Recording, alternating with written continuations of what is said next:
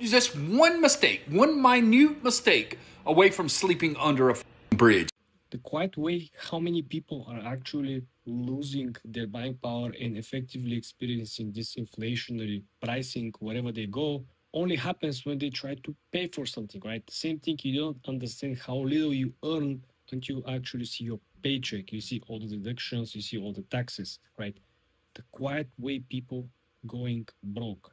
And again, it has been happening. This is not a new thing. The thing is that now the escalation or the majority of the issues for people are becoming the money issue, right? Before it has always been like money issue plus something else, like money issue plus something else. Now it's money issue plus money issue. And as you can see, a lot of these people are experiencing almost the same problems. It always comes down from the economic standpoint, where the economy doesn't really reward the people who are working the hardest or the people who have consistently worked at the same place, putting the same effort, showing up every single day. The idea here is that the economy currently is rewarding innovation, not stagnation. Can someone please tell me that things are going to get better for the economy, for the world? Just someone please tell me that things are going to get better, bro, because I work from 8 a.m.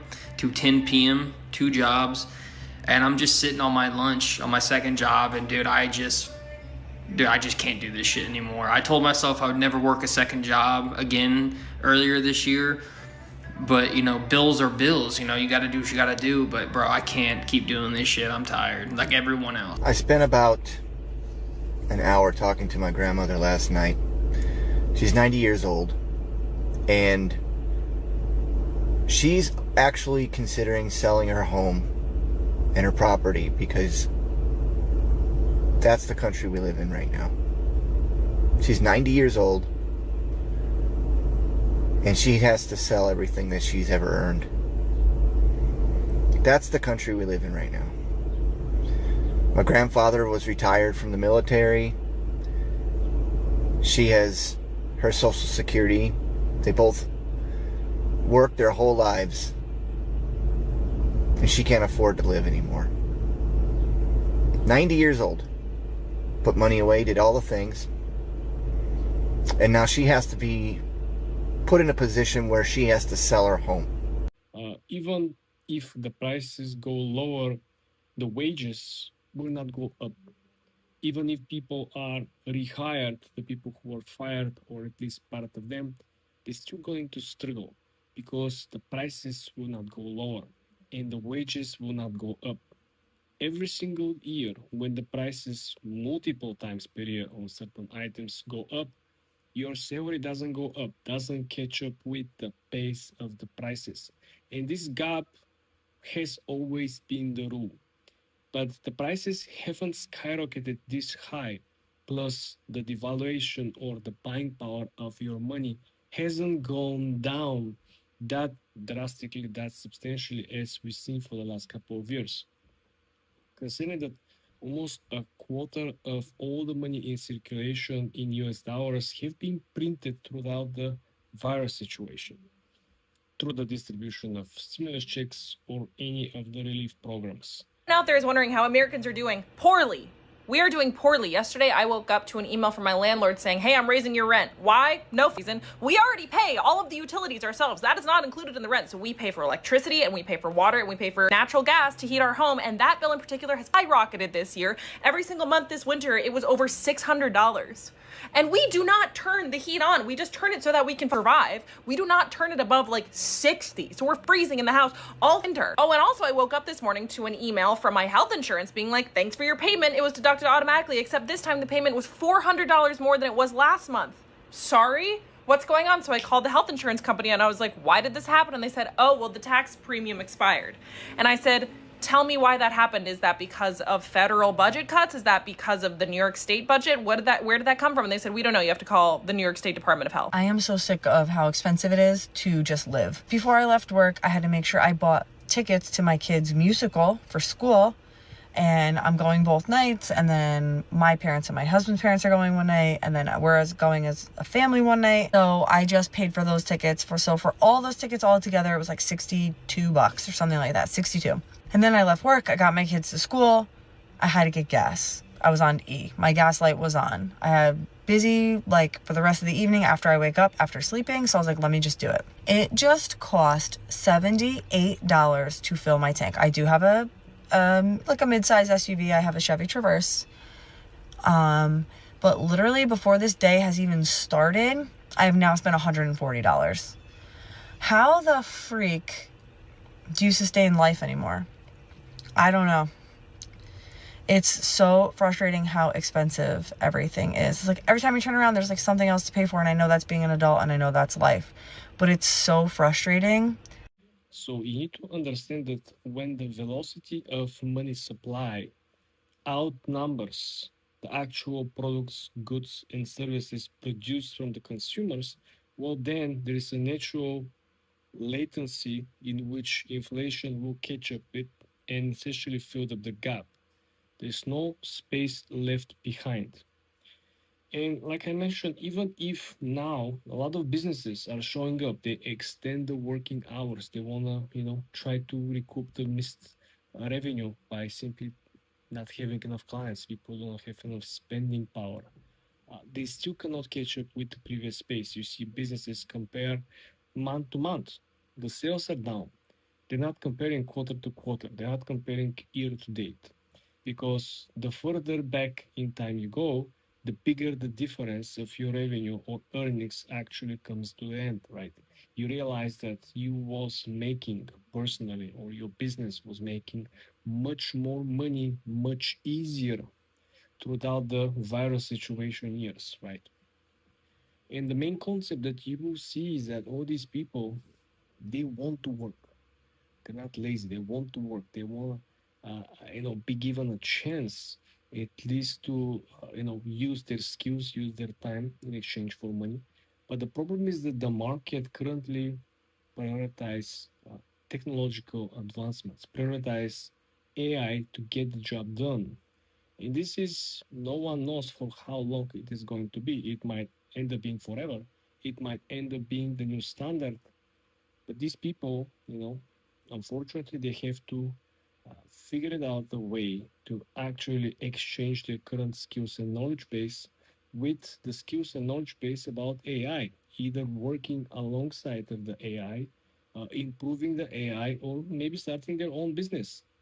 We have seen plenty of stories, people who without any prior technological background being able to utilize AI for either improving their own personal or professional lives. So I truly believe that these people will catch up with. So there's a nationwide shortage of technicians, automotive technicians, no matter what brand it is.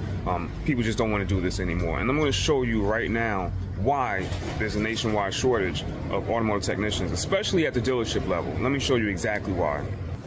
So this right here is the labor time for removing an HVAC assembly, the heater box inside the vehicle. We have an evaporator leak and the AC doesn't work. And this is the labor time from, I believe, All Data. Pays 13.5 hours. See that? 13.5 hours labor to remove the HVAC assembly. And then this is the warranty labor time from Nissan. 4.8. They want me to do that HVAC assembly for 4.8 hours when All Data is saying that it takes like 3 times as much as the warranty time, 13.5. So many of you may not know how technicians get paid. We get paid by the job. If a job pays 2 hours, then we'll get 2 hours no matter how long it takes us to complete that job. Our hourly rate may be $40 an hour. We may get paid $40 an hour, $50 an hour, and we'll only get 2 hours worth of that time to do that job. If it takes us 3 hours, then we'll still get 2 hours for that. So this is exactly the reason why nobody wants to do this anymore. Well, this is probably one of the examples where the real suffering for doing the work of the people who were doing the actual technician work actually comes into a full circle. They don't really enjoy doing the work anymore. They don't really getting paid enough to do the job anymore. And it is kind of a perfect storm for the AI, perfect storm for the EV vehicles, because as we all know, the maintenance of the vehicles is much lower and the EV vehicles require much less parts, considerably less parts. So understanding that no one wants to do this job is just one of the examples where people kind of calculate is my time worth more keep doing the job or doing something else? Do I really enjoy or do I really feel appreciative, right, by doing the service? Because you understand this is not an easy job. You should really know the cars, you should know the parts. Some of the vehicles have parts that are very hard to find, which means you as an expert, you should source the materials, you should source the replacement. In some cases, they should order, specific part to be made.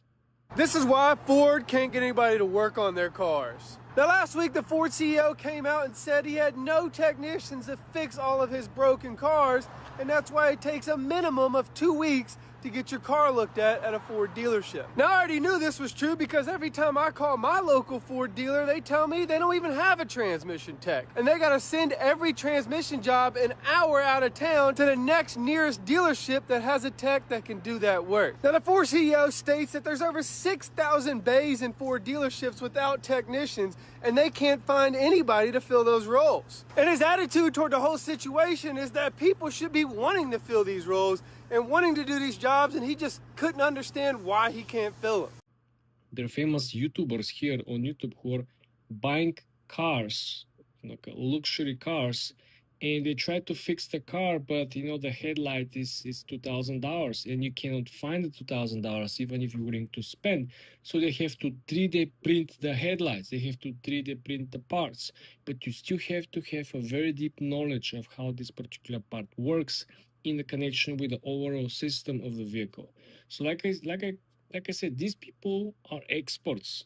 They're like doctors for the cars, right? And when you see these people who are doing diagnostics, right?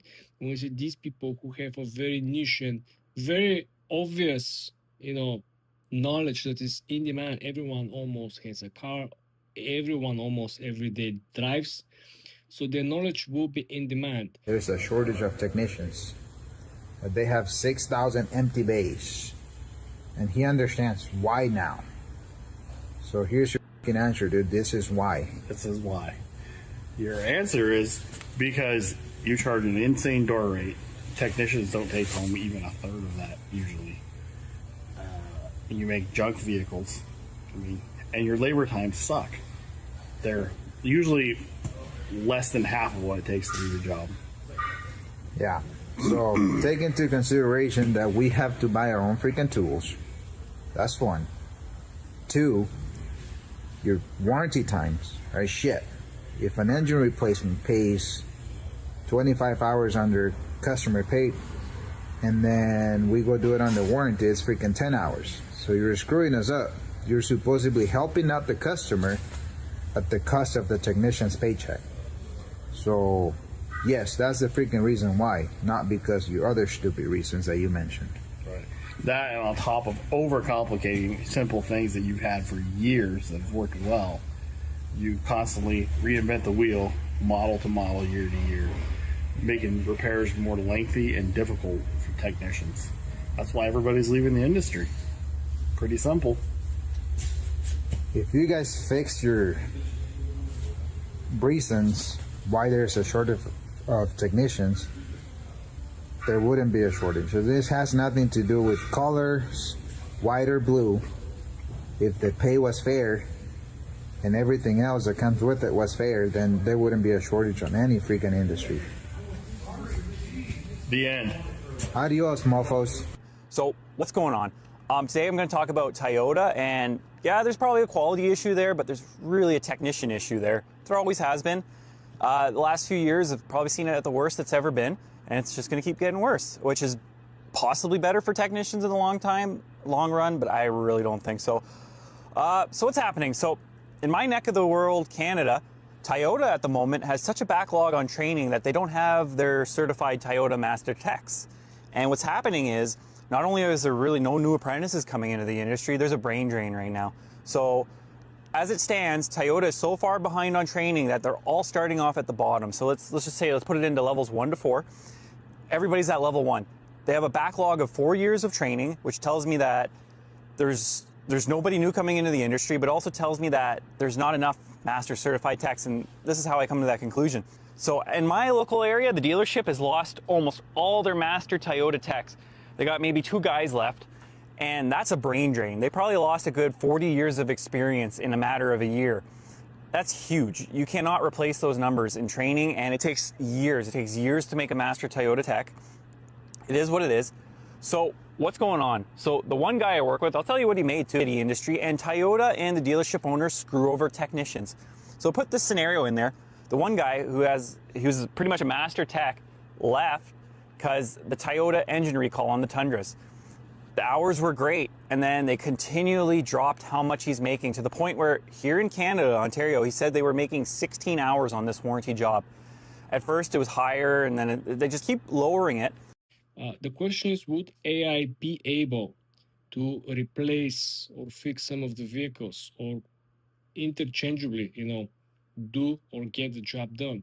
We all know in the beginning of production of Tesla Model 3, there was a major issue with the efficiency of the production because Elon Musk said that 80% of the production was done by robots.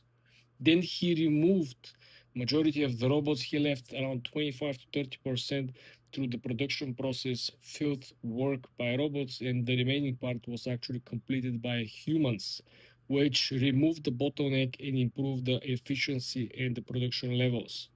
So my real honest question here is, would this be a bottleneck for the production? Would this be a catalyst for the EV market to get a complete adoption? Looking here in New York City, I would say maybe 60-70% of all the cabs, Uber, and other taxi-like companies are using Tesla, right? We're seeing more and more delivering vehicles from Amazon being EV, right? Some people already claim that USPS has used some EVs as well. So obviously the EVs are, taking bigger and bigger portion of the auto market, being on the personal or commercial side. The question again remains, what these people will be doing if they're not mechanics anymore, and would the AI or somebody else be able to replace these jobs? Because like I said, this is in demand. The cars will be around forever, and there will be more and more vehicles that are on the older age side, which means more replacement, which means harder to find parts for them, which means these people, their expertise will be sick, in my opinion.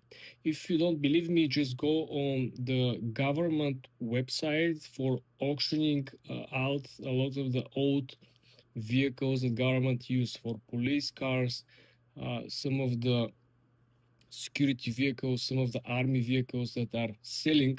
You will see that even the government doesn't want to fix the old vehicles. They're just going to buy a brand new fleet of them. And you can go ahead and take a look what specific models are always part of the auctions, right? What specific models are usually, have more issues in the description. So you will get an idea which models are more faulty than others, right? So it is really, really interesting to see how the development will proceed with these people. I'm more interested to see how these people will make ends meet than interested what is going to happen with the actual technology and the service providing side of the game.